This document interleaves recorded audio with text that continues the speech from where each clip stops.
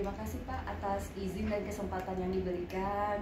Saya tahu Bapak aktivitasnya sangat padat sekali, tapi memberi saya kesempatan untuk mewawancarai Bapak sehubungan dengan tugas CGP saya Pak. Sekali lagi terima kasih banyak Pak. Nah, di tugas CGP saya ini Pak, sekarang saya lagi mempelajari modul 3.1. Di situ materinya adalah bagaimana seorang pemimpin mengambil keputusan berbasis nilai-nilai kebajikan Pak. Nah, yang pertama ingin saya tanyakan adalah selama Bapak menjadi pimpinan nih, menjadi kepala sekolah, ada nggak sebuah permasalahan yang menimbulkan dilema bagi Bapak dalam penyelesaiannya?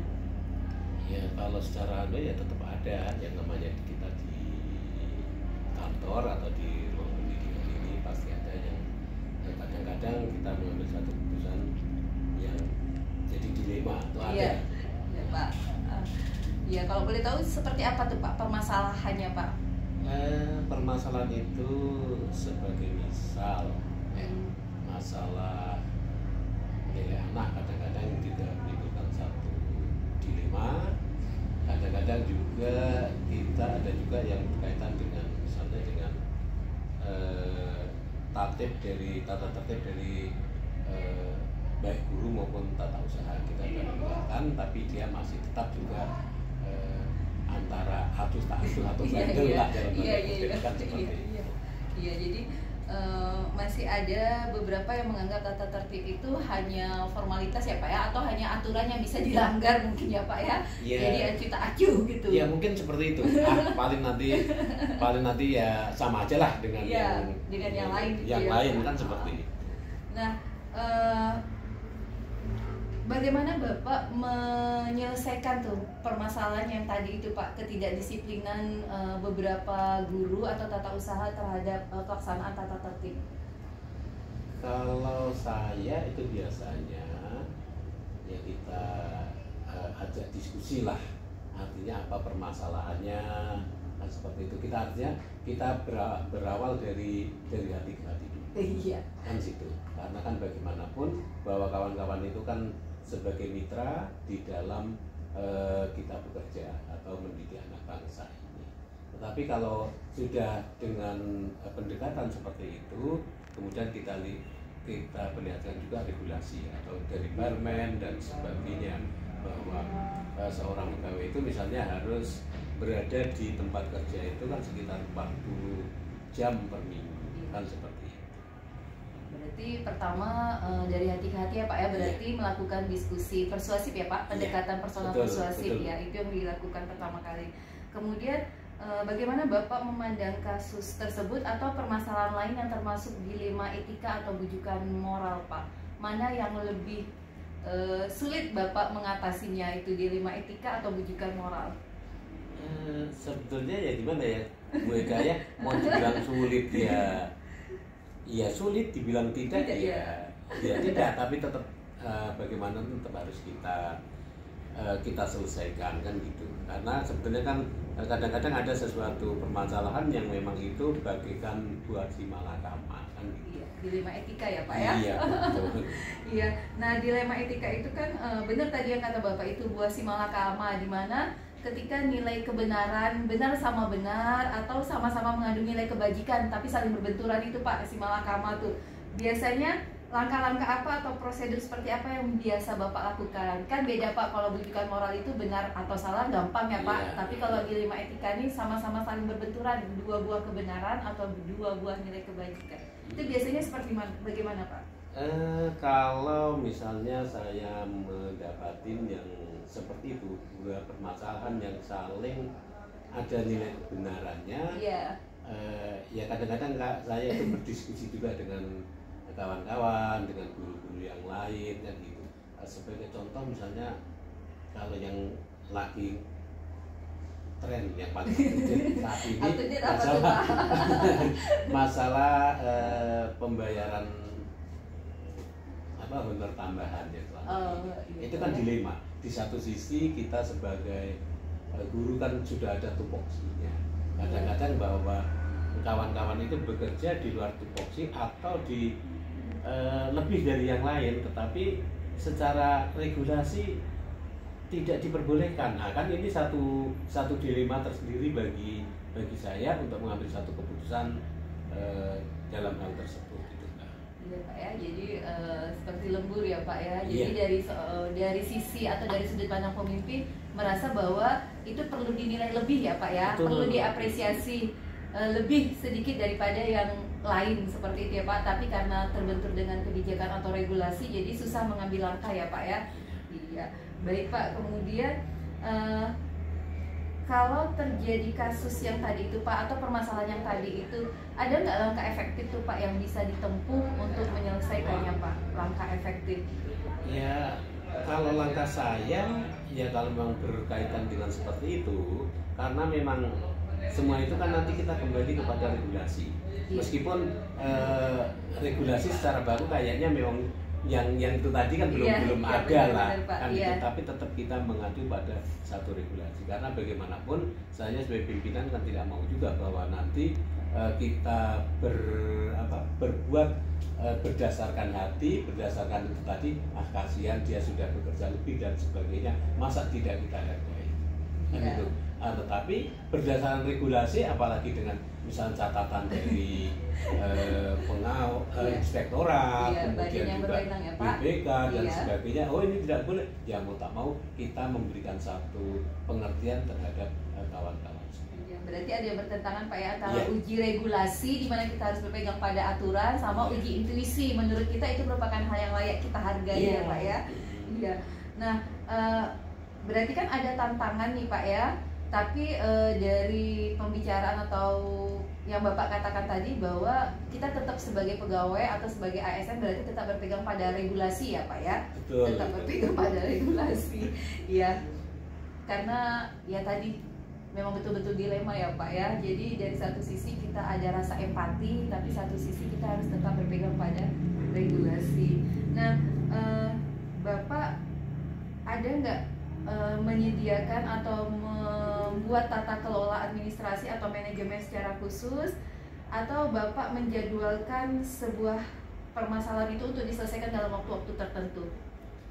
Kalau jadwal secara khusus sepertinya tidak ada. Tidak ada ya Pak ya? Kalau saya mengalir aja dari permasalahan apa, baik dari mungkin kalau misalnya kedisiplinan dilihat dari absensi, kemudian juga dari kadang-kadang pengamatan juga. Ini misalnya si Ani kok sering tidak nampak, maka kadang-kadang saya panggil, kemudian saya ada diskusi apa permasalahan yang ada.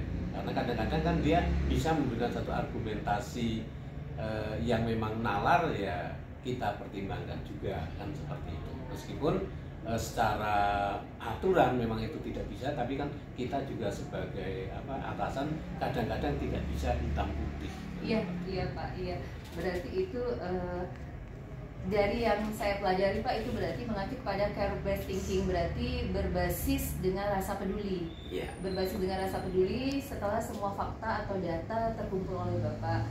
Nah, berarti yang Bapak ambil dalam tata kelola waktu itu adalah menyelesaikan sebuah permasalahan secepat mungkin ya Pak ya? Iya. Harapannya apa tuh Pak? Kenapa sebuah permasalahan itu harus diselesaikan secepat mungkin?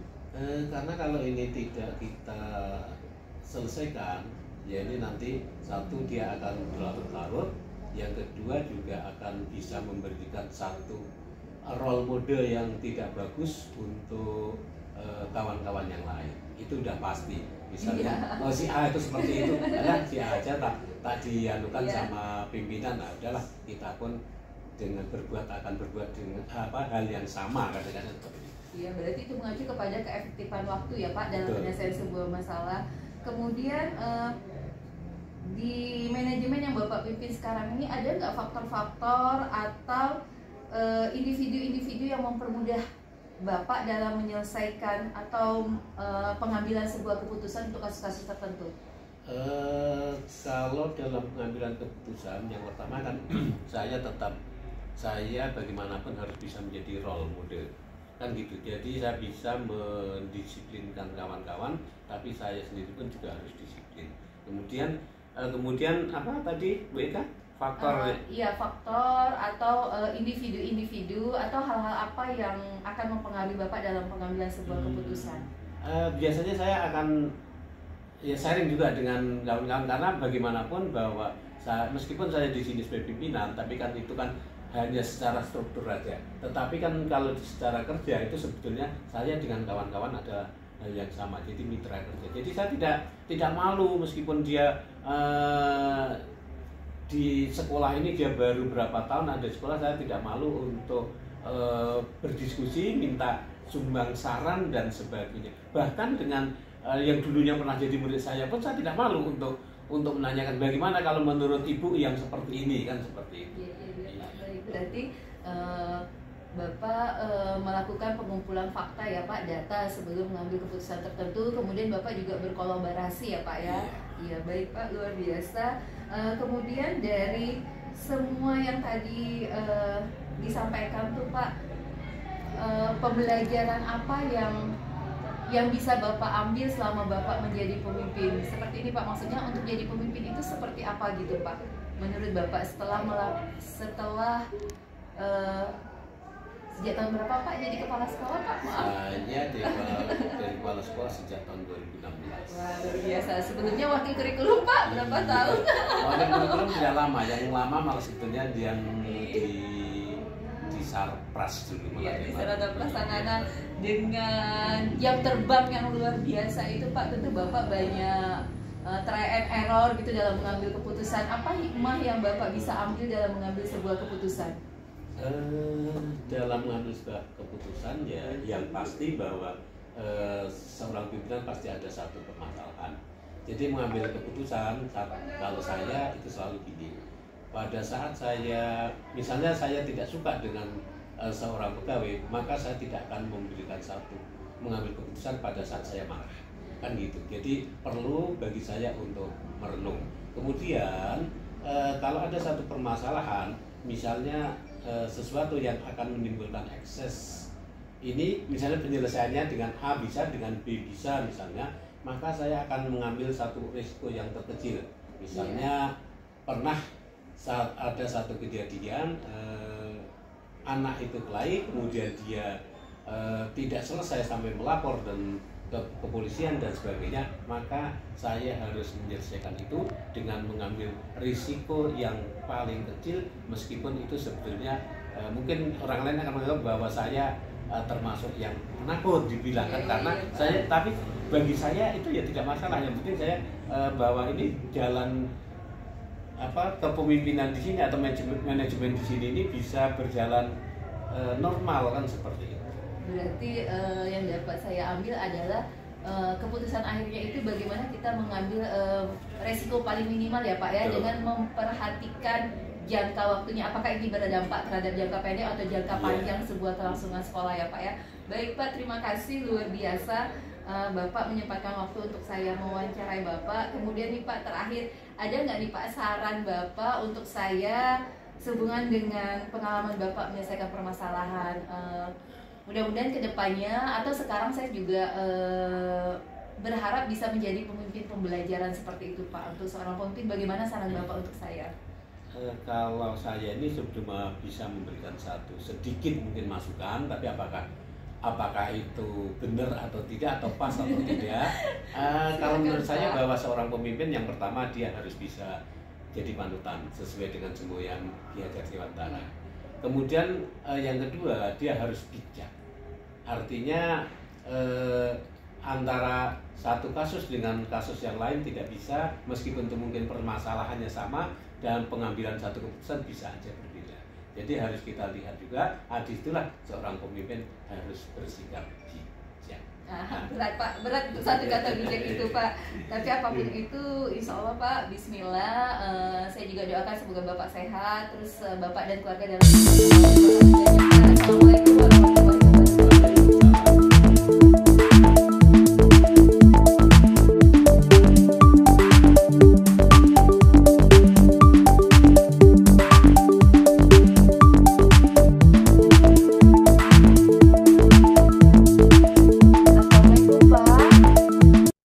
Waalaikumsalam warahmatullahi wabarakatuh.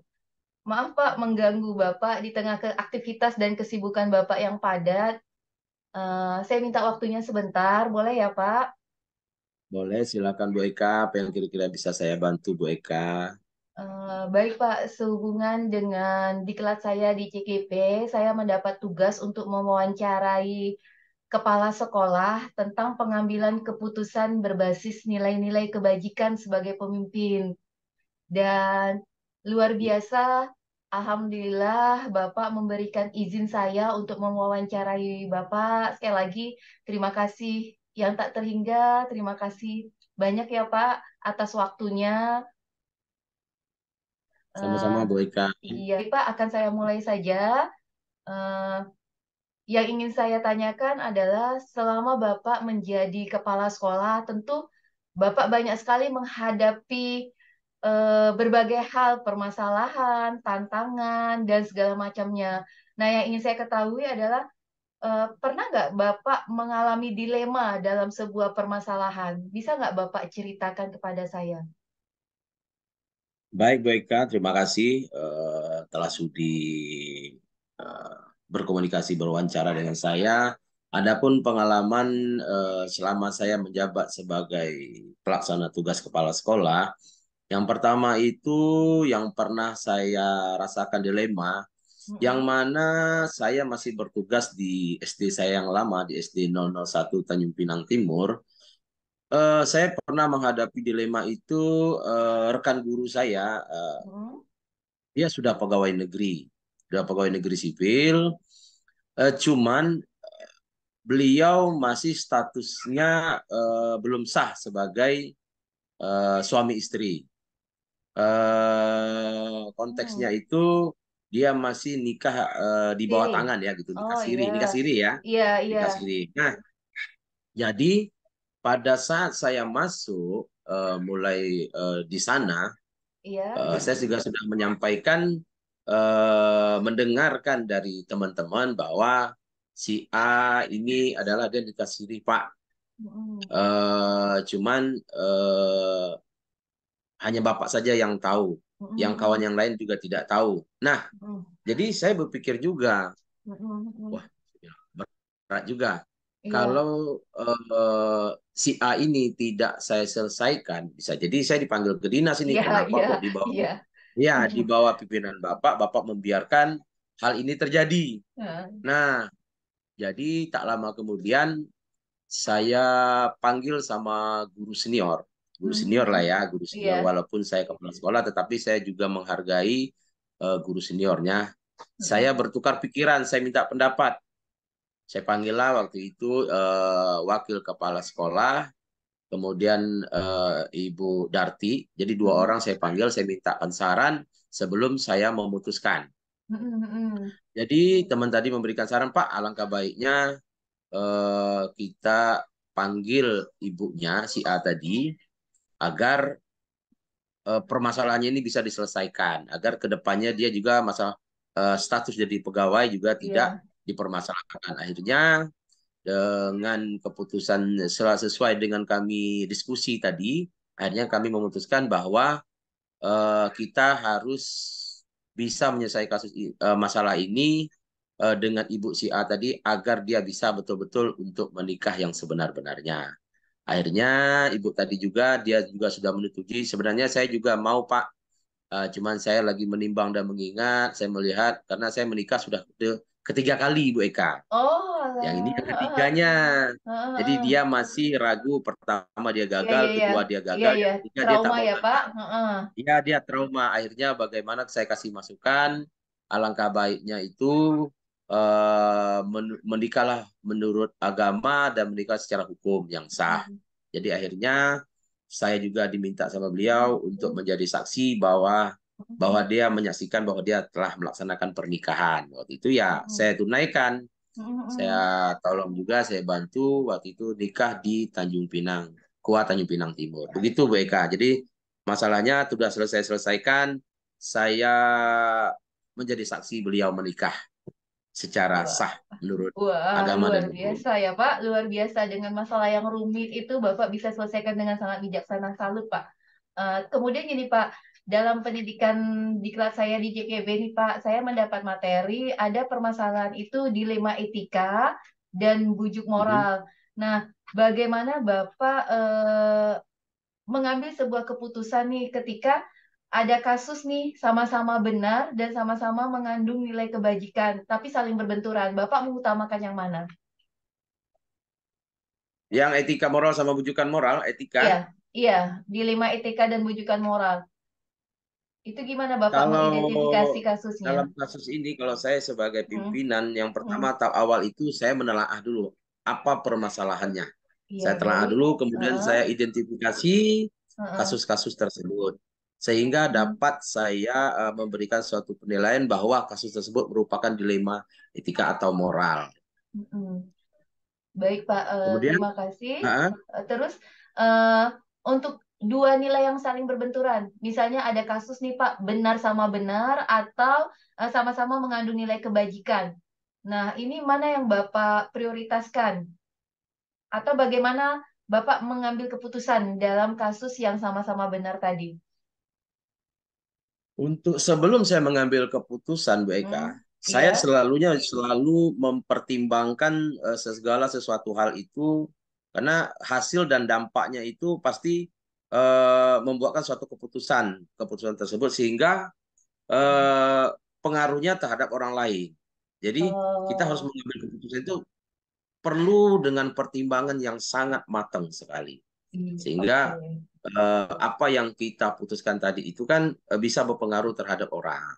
Iya, baik Pak. Jadi kalau bisa berarti lanjut ke pertanyaan berikutnya Pak ya. Berarti pertama itu mengambil keputusan yang matang ya Pak. Atau ada langkah-langkah atau prosedur seperti apa nih yang Bapak biasa lakukan?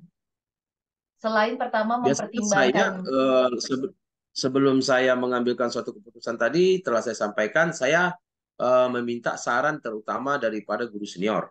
Iya. Ya, guru senior itu adalah saya anggap pernah saya sampaikan di guru penggerak juga Mm-mm. bahwa guru senior itu saya anggap dia kalau dia perempuan lebih tua itu saya anggap dia mama saya. Tetapi kalau dia laki-laki dia saya anggap mama saya. Dia sebagai panutan saya walaupun saya merasa diri saya muda, saya Heeh. merasa saya jadi kepala sekolah, tapi saya tidak mau menganggap itu. Saya lebih akrabnya komunikasi itu silaturahmi itu terjaga sehingga memutuskan segala sesuatu hal itu bukan hanya untuk kepentingan diri kita sendiri, tetapi untuk orang lain juga. Luar biasa, Pak. Jadi, meskipun Bapak pimpinan, tapi Bapak tidak seenaknya saja ya. Bapak membangun kedekatan emosional ya dengan rekan-rekan kerja, apalagi dengan yang lebih senior ya, Pak ya. Luar biasa. Kemudian, Pak, untuk mengambil keputusan nih, Pak, hal-hal apa saja yang selama ini Bapak anggap efektif nih, Pak, dalam pengambilan keputusan pada kasus-kasus dilema etika? Langkah-langkahnya Bu Eka, Mm-mm. Iya, Pak. langkah-langkah itu salah satu yang melibatkan siapa saja yang berkaitan dengan kasus tersebut, ya. Iya. Jadi eh, si A, si B, si C kalau memang ada keterkaitannya dengan kasus tersebut, ya harus kita panggil supaya jangan sampai kita memutuskan tadi itu salah, gitu loh. Sama juga eh, hakim menyelesaikan permasalahan kan tidak hanya terdakwa juga, tersangka Iya, iya. juga, semua dia Iya. panggil. Harus tahu Iya. ceritanya. Si A ceritanya apa, si B Iya. ceritanya apa. Kalau saya memang harus betul-betul turun langsung baru kita bisa menyelesaikan permasalahan tadi. Jangan kita, ah ini teman saya, ini tidak. Ah saya bela teman saya tidak mau. Tetapi ambillah sebagai kita sebagai pimpinan, kita harus bijak. Jadi tidak keputusan saya tadi tidak menyinggung, tidak menyakiti perasaan orang. Tetapi dengan keputusan tadi orang merasa senang, orang merasa terselesaikan permasalahan tadi. Begitu Bu Eka. Ya, berarti Bapak mencari tidak dari satu sudut pandang ya, Pak, ya, atau satu sudut sisi cerita Iya, aja ya, Pak, ya. Berarti tabayun ke iya. semua cerita biar jelas ya, Pak, ya, inti permasalahannya. Semua yang Iya, tahu tentang permasalahan tadi. iya. Baik, Pak. Kemudian ke nomor 6 Pak. Di pertanyaan nomor 6 ini, hal-hal apa saja yang selama ini menjadi tantangan nih bagi Bapak dalam mengambil keputusan pada kasus dilema etika? Kalau untuk hal-hal yang merupakan tantangan dalam saya mengambil suatu keputusan itu adalah kasus-kasus dilema etika itu bertentangan dengan nilai-nilai kebajikan, Hmm. seperti nilai kasih sayang, toleransi, Iya, iya, iya. adilan, dan lain sebagainya. Iya. Jadi Iya. perlu kita pertimbangkan itu baik ya. Jadi karena di dalam kita keseharian kita itu tumbuhlah rasa seperti kasih sayang tadi, toleransi. Jadi kan semuanya itu perlu kita pertimbangkan sebelum kita mengambil satu keputusan. Baik, Pak. Berarti memang ketika hal menyangkut tentang rasa kemanusiaan ya, Pak ya, empati, kasihan itu menjadi tantangan ya, Pak ya, untuk kita menentukan sebuah keputusan ya, Pak ya. Di sisi lain Ya, itu kita benar sekali. kasihan, tapi di satu sisi kita harus menegakkan aturan. Jadi hal-hal yang Benar, berbau dengan baiknya. kemanusiaannya karena kita sebagai manusia Ya. ya, Pak ya. Iya, Mm-mm. betul Bu Eka. Jadi memang kalau kita sebagai guru mungkin kita tak merasakan, tetapi pada Ya. saat kita menjadi kepala sekolah, kita akan merasakan hal seperti tadi. Jadi rasa kasih sayang, kemanusiaan, toleransi. Contoh, apalagi sekarang ini Ramadan ya, Ramadan Iya, puasa. iya. Mungkin yang zaman zaman COVID kemarin, guru kita mungkin sudah lama tidak mudik, tidak pulang kan. Iya, iya, iya, iya, Kemudian Pak. kalau kita tak kita kasih izin dia pulang, kita jadi Gimana? dilema juga. Iya, Dia sudah lama tidak tidak berkumpul dengan pulang. keluarga. Iya, Satu sisi lagi kalau dia berangkat, kemudian dia harus membuat cuti. Lewat daripada itu kena kan sanksi. ada lagi materinya, Iya, TPP-nya lagi lah terpotong begitu. iya, Jadi iya, kita iya, betul-betul jadi dilema. Jadi iya, saya ibaratkan itu biarlah saya seperti lilin yang terbakar tetapi bisa luar menerangi biasa. orang. Iya, iya, iya, luar biasa, Pak. Kemudian untuk menyelesaikan masalah-masalah yang rumit nih Pak yang berhubungan dengan dilema etika, apakah Bapak punya tata kelola atau jadwal-jadwal khusus nih Pak dalam menyelesaikan kasus dilema etika? Atau Bapak langsung menyelesaikan di tempat, atau Bapak mengundurnya dengan harapan dapat menemukan bentuk atau prosedur yang baik, atau seperti apa yang Bapak lakukan untuk menyelesaikan kasus dilema Dalam etika? mengambil keputusan sebaiknya saya itu Heeh. menyelesaikan secara langsung ya, Bu Eka. Iya, langsung ya Pak, Namun tidak menunda. ada Hmm. tidak menunda. Harusnya Hmm. kasus itu kita selesaikan dengan langsung. Ibarat jangan sampai api itu sudah besar, dia sudah terbakar Iya, kemana-mana, iya. baru kita mau padamkan. Itu tak ada gunanya. Iya, iya, iya. Iya, tak ada gunanya. Jadi kita menyelesaikan masalah itu harus cepat. Harus Hmm. cepat kalau memang harus memutuskan. Kalau hal itu memang tidak perlu dipertimbangkan, tetapi kita sudah memikirkan dengan Hmm. matang-matang, tak perlu kita biarkan dia lama. Jadi dalam Iya. pengambilan keputusan sebaiknya saya pasti, kalau saya pasti menyelesaikan itu dengan langsung. Namun Hmm. ada beberapa kasus yang tidak bisa kita selesaikan secara langsung Hmm. Iya, Pak. karena perlu adanya tahap-tahap untuk apa nama penyelesaian ya Hmm. secara matang sehingga eh, tidak salah dalam kita mengambil satu keputusan nantinya. Gitu. Iya. Jadi kalau Baik, Pak. sempat salah kita mengambil keputusan, salahlah kita nanti jadinya. Iya, Pak. Begitu Bu Hmm. Eka. Iya. Saya. Baik, Pak. Kemudian dalam hal yang Bapak sebutkan tadi itu bahwa Bapak menyelesaikan sebuah permasalahan secara langsung tanpa membiarkannya berlarut-larut, apalagi ketika sebuah keputusan sudah jelas ya, Pak. Kemudian ada nggak seseorang nih, Pak, atau faktor-faktor lain nih yang mempermudah atau membantu Bapak dalam mengambil keputusan? Kalau untuk segala mengambil suatu keputusan, setelah saya sampaikan tadi Bu Eka, saya akan membawa warga sekolah ya, Iya. baik itu guru ya, baik itu guru dalam memberikan suatu keputusan eh, yang akan kita putuskan ya semua sekolah yang terkait dalam kasus tadi ya. Mm-mm. Jadi dalam Baik, kasus Pak. tadi itu orang yang dalam menyelesaikan kasus tersebut itu berarti siapa saja yang terlibat dalam kasus tadi akan saya panggil, kita akan berembuk, kita akan diskusi, kita akan Mm. temukan jalannya itu seperti apa. Tidak ada permasalahan itu tidak ada jalan, banyak jalan menuju Roma. Jadi Iya, iya, iya. selesaikanlah masalah itu dengan kepala dingin, dengan berdiskusi, masukan dan saran itu sangat membutuhkan Bu Eka. Iya. Baik, Pak, luar biasa. Kemudian dari semua nih Pak cerita Bapak luar biasa, sangat bijaksana Pak. Kemudian ada nggak hal baik atau pengalaman yang luar biasa nih Pak dalam Bapak mengambil keputusan dilema etika? Dari semua yang telah disampaikan tadi, pembelajaran apa nih Pak yang hal baik apa yang Bapak petik dalam menyelesaikan kasus dilema etika?